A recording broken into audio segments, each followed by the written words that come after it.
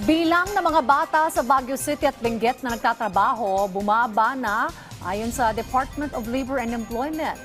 Pusan rin pagtunton at pagtulong sa mga sinasabing child laborer.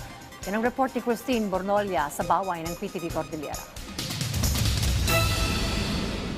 Waterboy, construction worker at kumboy sa palengke. Ito ang trabaho o sideline ni Andy, 16 anyos, isang minor de edad.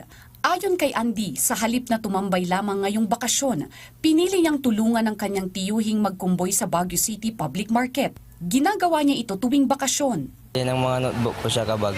Isa lamang si Andy sa mga kabataang nagtatrabaho para lamang matustusan ang pangangailangan nila ng kanyang pamilya. Sa datos ng Department of Labor and Employment Baguio and Benguet Field Office, aabot sa 275 batang manggagawa ang itinuturing bilang child labor sa Baguio at Benguet. Bumaba ito kumpara noong nakaraang taon na umaabot sa 366 profile child labor. 29 na kabataan naman ang napagkalooban ng tulong mula sa DOLE ang hindi na binalikan ang kanilang trabaho. Maituturi na biktima ng child labor ang isang bata kung wala pa sa legal na edad na itinatakda ng batas ay nagtatrabaho na o kaya ang ginagawa nito ay mapanganib, lampas sa oras ng pagtatrabaho na nakakaabala sa kanyang pag-aaral o pagpasok sa trabaho katulad ng prostitusyon.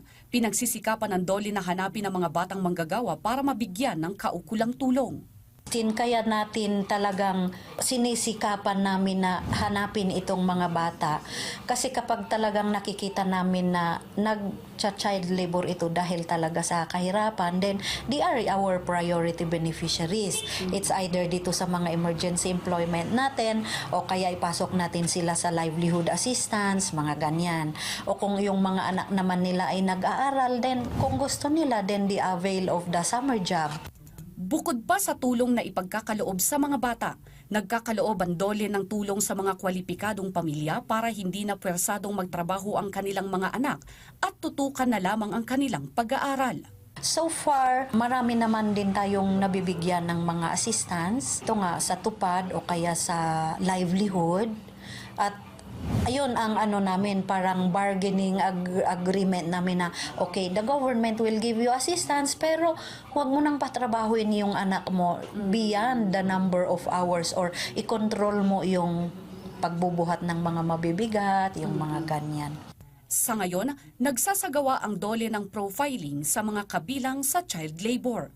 Christine Bornolia sa Baway para sa Pambansang TV sa Bagong Pilipinas.